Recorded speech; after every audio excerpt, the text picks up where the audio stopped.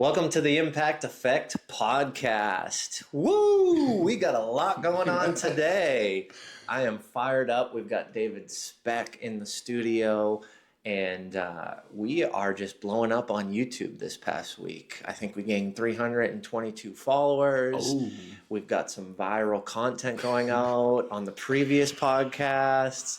So this is going to drop, and you're going to be flowing right into another amazing conversation. Yes. So please help me welcome David Specht.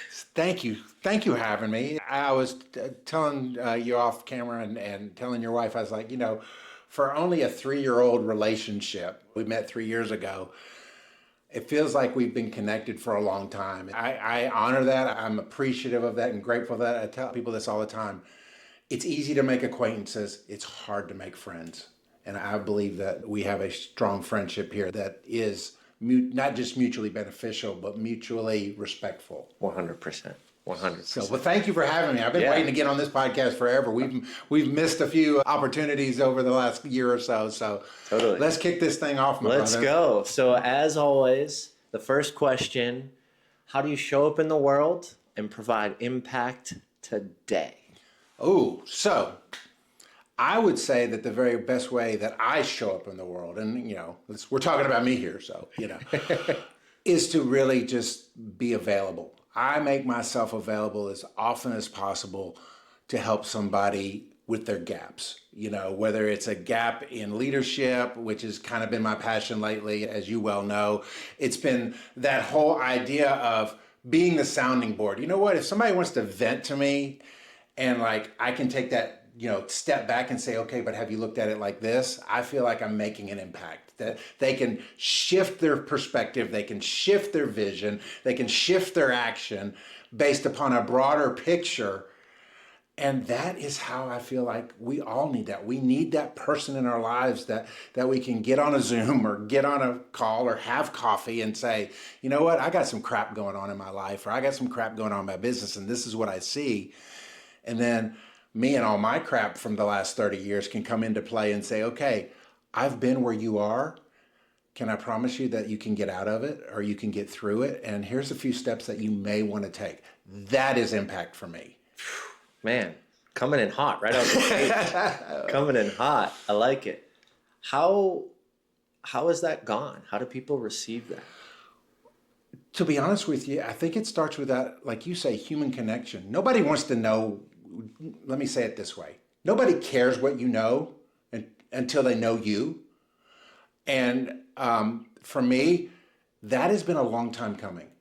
I moved from Louisiana 3 years ago. I've been trying to establish some contacts, some relationships here in Middle Tennessee, and I've done okay with it. But there's a process involved before they get to that place where you can give advice or you can give feedback. You have to have that trust built. In the sales game, they say we do business with people we like, know, and trust. But that's even more of a process. You like them, you know them, then you trust them. And for me, it's getting to that place of trust. Now, when you get to that place of trust, all of a sudden the floodgates open, and now there's opportunity to help, where you might even get paid for that advice, or you might get paid for that feedback. And that's, to me, that is like my dream, is to be compensated to help people see their gaps, help them take notice of what they can do, have that broader picture, and then take the actions necessary to move forward, because time stops for no one. You know what? If you're having a crappy day today, guess what? Tomorrow's coming anyway. So it doesn't have to be crappy tomorrow. Get through today, start again tomorrow. But a lot of us get so, oh my gosh, just locked in on how crappy this one moment is, that they never see, oh, wait a minute, there is another day coming. There is another opportunity coming. And if I lose everything in this moment, the next moment may be the breakthrough moment. And I just got to navigate through these waters. And, you asked, how's it going? To be honest with you, it hasn't broken through yet, but I'm starting to see the cracks in the glass. Look at that. Let's go. And so, we were on it. We did a mastermind live event, a couple weeks ago. And out of that event, I launched a whole nother piece of what I do, which is called Elevate Success Path, which is geared to entrepreneurs, small business owners. But, as a result of actually launching and not just saying I'm going to launch, I'm starting to get I got a couple clients in the last 2 weeks. So for me, that leads me, not to quote Jelly Roll, but the windshield is bigger than the rearview mirror for a reason. And I believe that my windshield moments are coming. And I want those windshield moments to far outweigh those rearview mirror moments. I love it. So that's how it's going. That's a lot of words to say, it's going. But I think there's so much depth in that response, right? There's so much vulnerability, truth, and honesty. Mm-hmm. It takes time to build relationships. And I think we live in a world where we emphasize someone who hits it big on their first go around, mm-hmm. right? And we put that person on a pedestal and we start to compare. And that's not how relationships work. That's not how depth and subject matter works. And that's not how growth happens at a rocket ship pace where it just goes straight up and it comes right out the gate that way, right? And that's what I've realized too, man, is it's a lot of things in my life today that are coming up that were planted and based and built 5, 6, 7 years ago. I mean, we're doing a leadership seminar in June this year. And one of the things that I learned in the first event I've ever gone to was to understand the impact of, by not being a leader, who's being hurt by that. And 7 years ago, I learned that and haven't thought about it until last week when I said, ooh, I've been living this. Not writing it down, reflecting daily. Right. But I need to teach this now. Mm-hmm. And I can go back on situations where I've made big decisions that have panned out because that was the right thing to do. Because if I didn't do that and I didn't act as a leader in that moment, it would hurt so many other people. And it's funny because the impact I'm going to have sharing that with people, who knows what could happen, who knows the ripple, who knows who's going to be in that room or who shares that nugget with someone outside of that room. It's just so interesting as you look back and reflect to realize all the things that we've been doing and putting in that work is coming to fruition as long as we're consistent, as long as we take action, and as long as we live and keep pushing that momentum. Oh, I agree. And, we all have, and I love talking leadership. Leadership is like one of my things. Crushed it in that speech last week on leadership, man. We are all leaders. And I quote Maxwell just like you do. Leadership is influence, and if you have influence over somebody, you're by definition a leader. We may not want the title. We may not feel worthy of the title, but we have it nonetheless. Yep. And we all have these watershed moments in life where it just smacks us in the face, right? Oh my gosh, I'm a leader. People are relying on me, or people are watching me. And for me, it was when my dad died in 2011, and his newspaper business, which I had worked in my entire life, was now 100% on my shoulders. The families of every person there are reliant on this business to be successful because it pays their bills. And I remember how that hit me. I woke up one night and I was like, oh my gosh, I can't lead these people. I'm not worthy of it. I'm still a screw up, and I'm 40 years old, and I'm still, making stupid mistakes that I made when I was 26. But you know what? The need had to outweigh my inadequacies. So I'm like, you know what? If I don't have the skills, if I don't have the experience, how do I gain those things? And I remember going to the library and checking out Good to Great by Jim Collins. You know why? Because I heard Jim Collins on a podcast. And so I read the book, and it took me like 3 weeks to read it, which is funny. I mean, I was in the newspaper business, but I read slow. And after I read that, and I learned things like the hedgehog concept and how to be really good at the thing that you need to be really, really good at. Well, then I got to another book, and I leaned into Gary Vaynerchuk, and then I leaned into Seth Godin. And what I realized was all this pouring into myself was not just to help me be a better leader. Because when you begin to get poured into to the point where you're overflowing, you begin training up others in the very thing that you've been studying up on. And so for me, that is what really led to this whole concept of helping people see their gaps, helping people take that step back and saying, you know what, I was where you are. You may feel inadequate, and I'll be like, dude, sign me up. I got the t-shirt, right? Or you may have screwed up in front of everybody. Look, I cussed some guy out that worked for me in the middle of a department head meeting and had to go back and apologize. I've been there. I've lost it. I've punched my ticket to Stupid Town, But here's the beauty of it. Experience, while is the roughest teacher, is often the best teacher.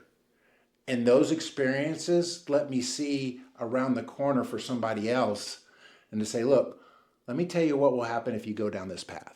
Totally. And people don't understand this in this take world, but by pouring into somebody and seeing that impact, even if you don't put a dime in the bank account, but seeing that impact and seeing their life improve as a result of them listening to what you have to say makes all the difference. There's no amount of money. Now, don't get me wrong. I want to make money just like the next guy, but there's no amount of money that can replace that feeling. And for me, that is why I do what I do. Would I love the finances to follow it right along? Heck yeah, we all would.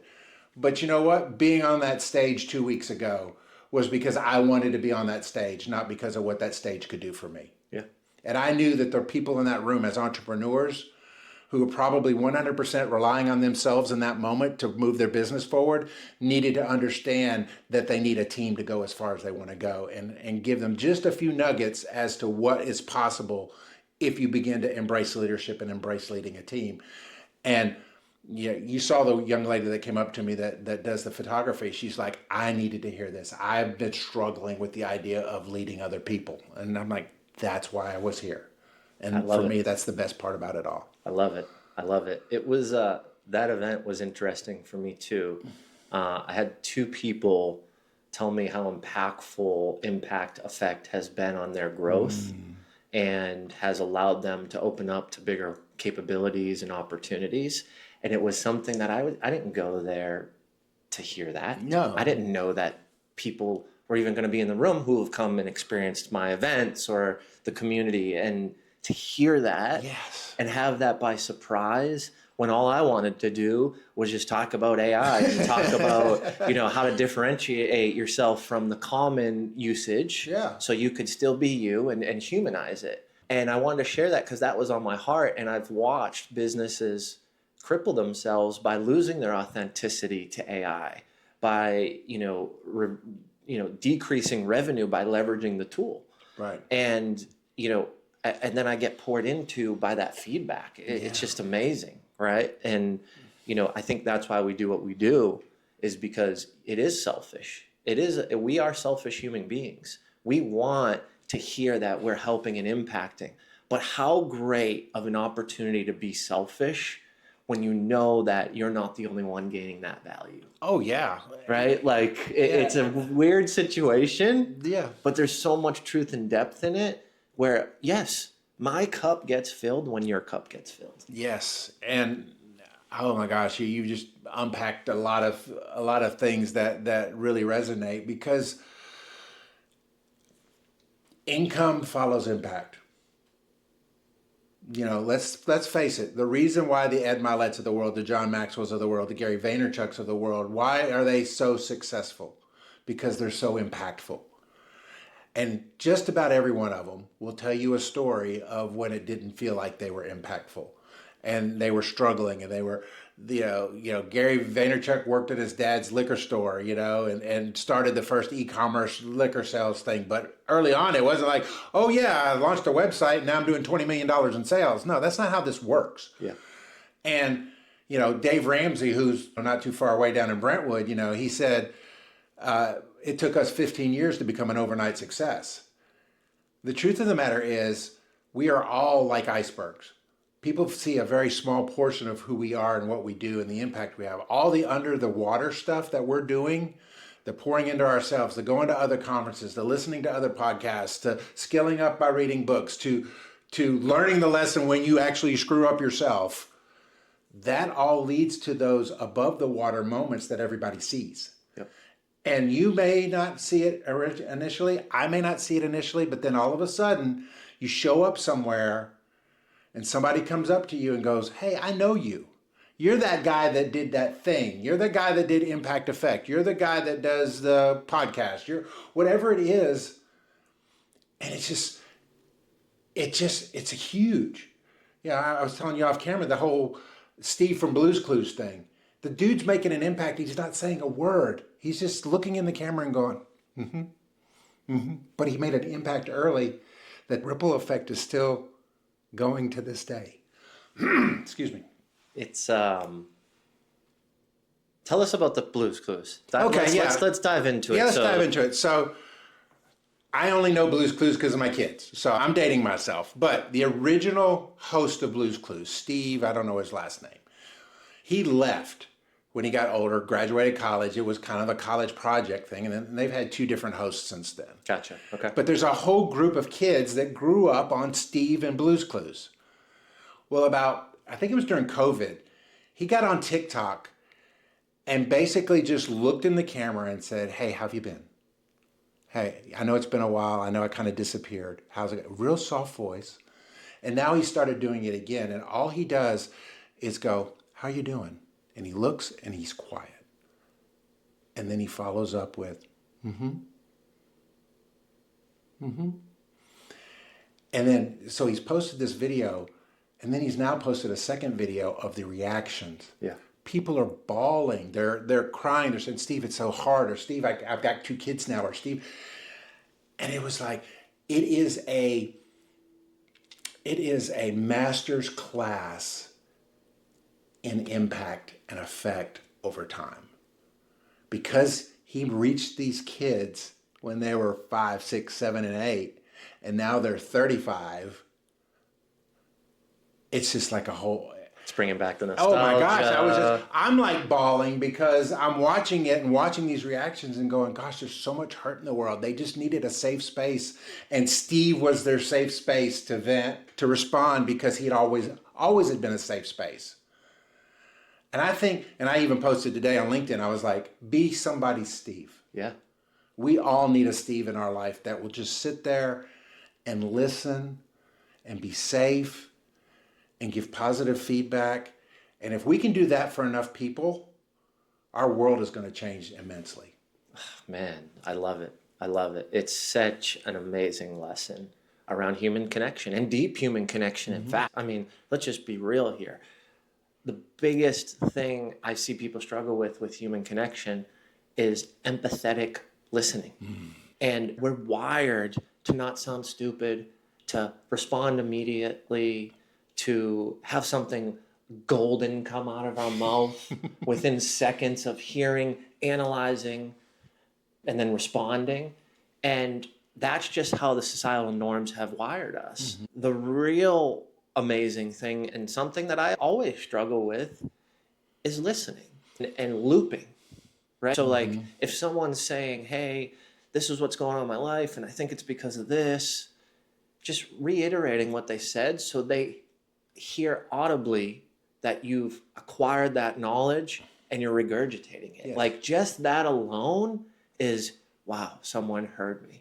And it's subconscious, and we don't think about it that way. Like in your brain, you're not going to pause and be like, wow, David was actually listening to me. But subconsciously you're going, and so your subconscious is talking to your heart and going, David listens to me. I like David. I feel safe around David. I feel content. I'm comfortable. Right? Like the biggest thing that we can do, and Lauren Lowry taught me this, who's on our local news here, is creating a comfortable space when we're having conversations, especially if we're doing an interview. Yes. Especially if we're doing a podcast, because that's really where the depth will come, and that level of comfortability will come out audibly via voice in the podcast, in the session. It's such a different experience when I've engaged with someone before I have them on my podcast than if they just came in cold. Right? We're cracking jokes. We're talking about previous experiences. We're talking about life. You pulled up. The kids were outside, right? Like it's just an experience that's way more comfortable than having someone who I've only met once come into my home, come into the studio, and have a deep conversation where I don't know the boundaries. That's harder to navigate than to have deep human connection going into something. Right. And that looping mechanism of actually listening and then regurgitating back is so powerful and so strong on a subconscious level that talks directly to your heart, that brokers the relationship much deeper. And we tend to just want to move fast. We tend to want to sound smart, and we tend to want to have a great response. And I struggle with it too. I just took some feedback from a recent interview that's, like I was talking about, blowing up on YouTube. So many people are like, Jim, shut the fuck up and let the guests talk. Right? And They say the same thing to Vaynerchuk, so you're in good company. but I'm like, that's a good lesson, right? Like, it may not be true in that episode. It may be true in that episode, but I'm like, I can always do better in that, right? And I think sometimes we may say, oh, whoa, they're wrong. But I'm like, you know what? Maybe they are wrong, but maybe there's a lesson that can be learned here, Mm-hmm. And I posted something on Facebook and was like, I'm taking a lot of heat, so I'm going to spread some love and balance it out. Here's a picture of me kissing my son. Like, let's put love in the world, which was part of a joke. But there was also some serious to that of like, let me do my part to balance, right? A ton of negativity coming at me. Let me pull that in and push that back out with love. So I think deep human connection is such an interesting experience. I think you're amazing at it. But what you said about just giving that space, it's just so important, man. And we can't be in a hurry. We can't be in a hurry to break through. We can't be in a hurry to respond. We can't be in a hurry to get something done. I'm all for deadlines. I come out of a deadline-oriented, industry. But like yesterday, I had a one-on-one with somebody in my community that was scheduled for 30 minutes and it went an hour 15. Well, why did it go an hour 15? Well, because they had a lot to say. They had a lot to deal with. They needed feedback. And a lot of times, I didn't even give them any answers. In fact, just the ability to talk it out, they arrived at the conclusion that they needed to arrive at. Most people will. But we're also, like you said, we're also quick to say, and I'm the worst. You may say I did it, but this is something I have to intentionally work at because my past, I was a children's pastor. I know that sounds hilarious. 6'5" guy, I probably scare small children, but I was a children's pastor. And what I learned was I had to be able to think and talk at the same time. So my brain would be going 90 to nothing while I'm talking to the kids, right? And something would pop in there and like, hey, this will be something funny or fun to add to this, to reinforce whatever I was teaching in the moment. But what it's done for me is I have to turn that off because as you're speaking to me, my brain's still going back here going, you know what? He's got something. I got something I can feed in there. I got something I can feed in there. I got something I can feed in there. And that's not what's needed in that moment. In that moment, it's tell me more about that. There's whole seminars on intrinsic validation about how to make somebody feel seen and heard and understood. Well, why do you think that is? Because people don't feel seen, heard, and understood. And it's an intentional skill that you have to develop. It doesn't come naturally. We are very self-focused individuals. It's how we are wired. And to be able to say, you know what, whatever you're saying is the most important thing right now, takes a lot of intention and takes a lot of effort. And the people that do that well, they're the ones that make the most impact because it's not about what you know. I get it. You could know volumes in psychology, but if you're not willing to listen to my problem, your volumes do me no good. Man, that's powerful, David. That is powerful. Like, it has me reflecting right now. Like when we had coffee the other week, I cut you off talking a couple times. And I remember driving to the event. I'm like, man, I really got to work on that because I was excited and we're having such a good conversation. You brought your son and I'm a latte deep, right? Right? But those are all excuses because I know that I cut you off in conversation a couple times. So I'm always continuing to try to work on it. And it used to be so bad. And what I realized over time was the reason why I felt the need to have to respond quickly and accurately and the smartest in the world was because I was always fighting to get into a position I wanted because I didn't like where I was at currently. And it was really just a natural trauma response that was happening so much and so rampant that it was doing the opposite effect. Jim's always going to talk. Jim's always going to insert himself. And most of the time, it wasn't the smartest thing that came out of my mouth. I just felt like I had to be involved and be a part, and I had to push and cram, and I had to get, if they know I'm smart, then I'm going to get the promotion. I'm going to go there, and then I'm going to make more money, and I need more money because I grew up without money, but we had a taste of it before my parents were on drugs, and I really want to live that again because this sucks. Yeah. Right? Yeah. Gosh, are you reading my mail? Did you go by my post office box and start looking at my mail? Because what you're saying, it's like we see other people, their personas, right? We see the social media version of them and we think they've got it made and we're not there yet. And there's this envy and this why not me syndrome. But can I tell you that most of those that are putting that crap out there aren't there either? They're putting a persona out and you have no idea what's going on behind the scenes when the camera's off. You have no idea that they rented that Lambo that they're standing in front of or that private plane that they're walking to. Most of us deal with the same garbage. We just deal with it on different scales. And for me, I have had to become very, very content, and I'm still working on it. I'm a work in progress, but becoming content of where I'm at, but not complacent as to where I'm at. So I've got it better. I have a house, that I'm paying on. I have a house. I have 2 cars, both paid off. Thank you, Jesus. I like that Navigator, that Pearl White Navigator, baby. That thing's clean. I seen you roll up in that the other day. I was like, okay, David, look at you balling. Well, the beauty of that is it's a 2016. It's 10 years old, and I traded in a Bronco for it that I was paying $1,000 a month on. I'm like, nope, let's go over here. But the thing is like, okay, you drive through Brentwood once and you're like, well, what the hell are they doing, right? You're looking around, you're looking at the big houses, you're looking at the whatevers, and you're like, okay, I have to learn to be content in my home and with my situation, but not complacent to say, this is as good as it gets, because it doesn't have to be. It doesn't matter if you're 30 or 80. It doesn't have to be this is as good as it gets. And so many people are neither content nor they're not content, but they are complacent. They're like, well, I guess this is as good as it gets, and they just let it go. I don't know. I can't tell you how many people I know that have a tremendous amount of value to bring this to the world, but they decided to retire and they're just doing jack squat. And you're like, dude, the world needs what you have. I get that you don't want to work for somebody anymore, but you could be a voice to somebody. You could be a mentor to somebody. You could be, a sounding board for somebody. Yeah. And instead you're gardening, which nothing against gardeners, but I'm just saying, don't act like there's an end. Act like that there may be a pivot, there may be a new season that looks a little different than this season, but don't ever become complacent. Don't ever become content that, hey, this is good where I'm at, no matter how good or bad it is, but there's always something more I can be doing. And if you have that mindset, you'll navigate this life in a great way. I think, too, what comes to mind when you say that, David, is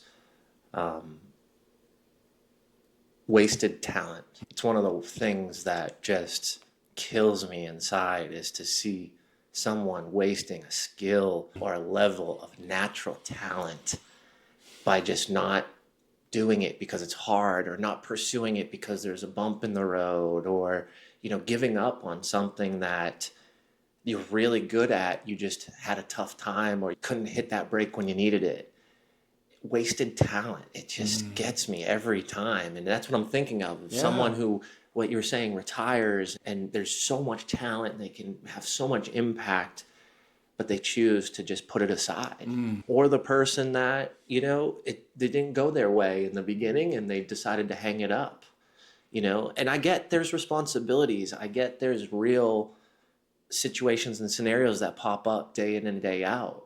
But how do you continue to at least leverage that skill set and that talent to create positive impact? Well, yeah. I mean, gosh, I've seen so many talented individuals that would just become paralyzed because they had a rough go of it, or they had something happen in their life that was extremely negative.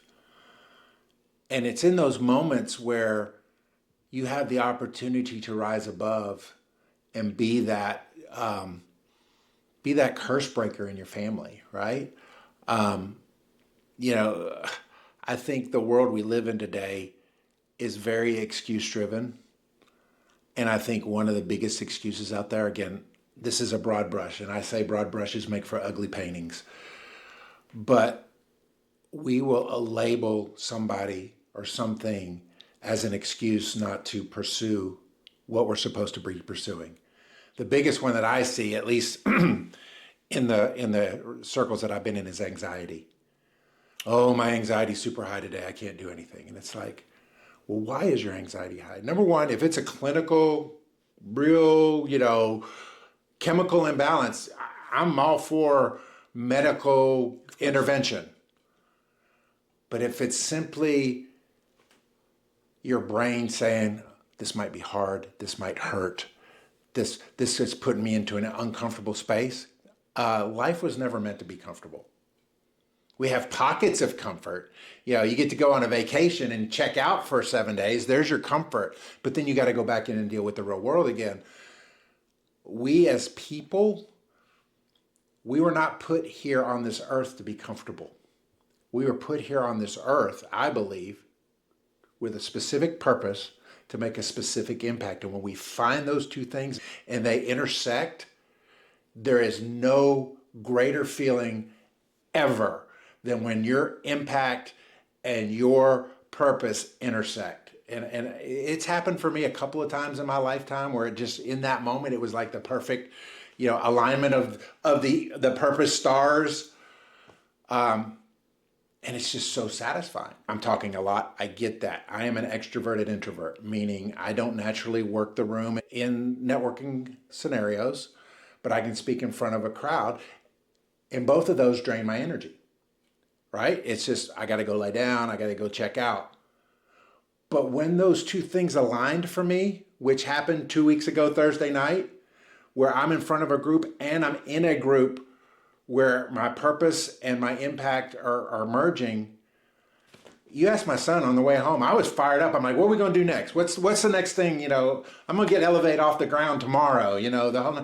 It gave me energy as opposed to zapping my energy. Yeah. And if somebody watching this or listening to this, maybe you're on a treadmill, maybe you're in the car, and you can figure out where your purpose and your impact can intersect, you have found the thing.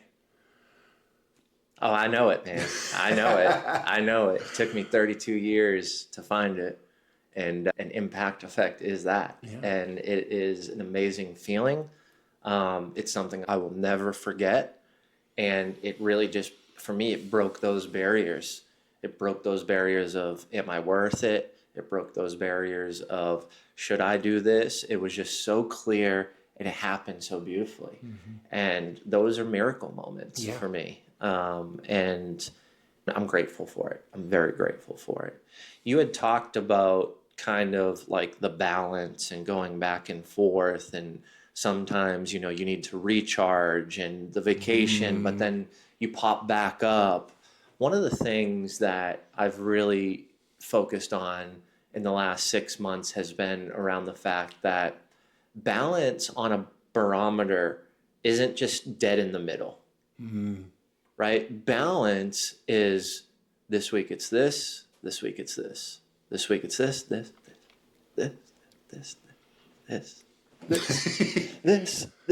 this, right? And the reality of that is over time, all that actually balances out to be right in the middle.